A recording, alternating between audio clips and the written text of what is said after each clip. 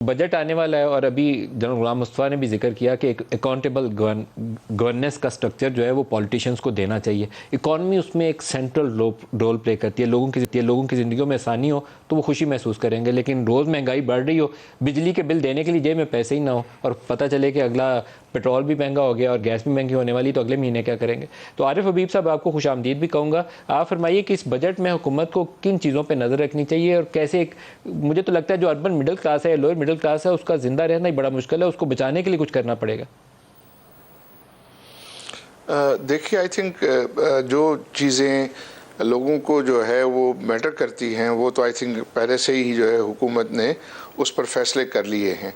For example oil की prices को जो है वो रिवाइज़ करना, या इलेक्ट्रिसिटी के ऊपर जो है वो टैरिफ उनका बढ़ना, और अब आई बिलीव कि जो गैस है उसके भी टैरिफ में जो है वो रिवीजन एक्सपेक्टेड है।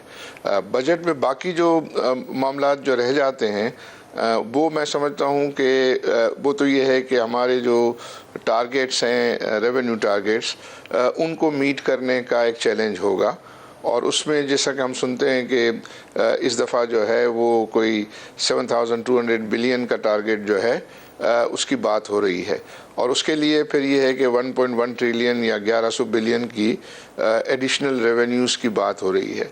और उसमें मैं समझता हूँ कि ये ग्रोथ और इन्फ्लेशन से 700-800 बिलियन जो है वो आई थिंक अचीव होगा, और बाकी 300-400 बिलियन के नए टैक्सेस जो है लगाने होंगे।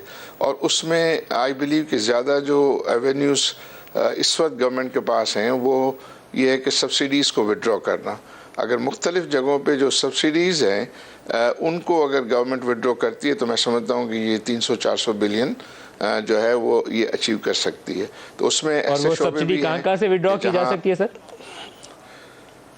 आई थिंक देखिए, एक तो गवर्नमेंट सेविंग्स स्कीम पर जो टैक्स है वो 15% का टैक्स जो है वो फुल एंड फाइनल सेटलमेंट है। ये पिछले साल हो गया था, लेकिन पहले ये था कि ये 15% जो है विदोल्ड होता था और बाकी नॉर्मल टैक्स होता था। उससे कोई 40-50 बिलियन रुपीस का जो है वो फ़र्क पड़ता है।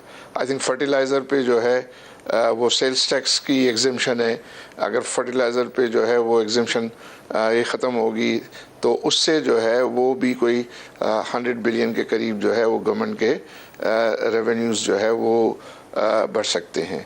और इसी तरह जो पेंशन पे ऊपर टैक्स एग्जेम्प्ट है, उसमें पर्टिकुलरली जो लोग टैक्स ब्रैकेट में आते हैं उनके ऊपर वो जो एग्जेम्पशन है वो अगर विड्रॉ हो तो उसमें भी कोई 80 बिलियन के करीब जो है वो आई बिलीव के गवर्नमेंट जो है वो रेज कर सकेगी।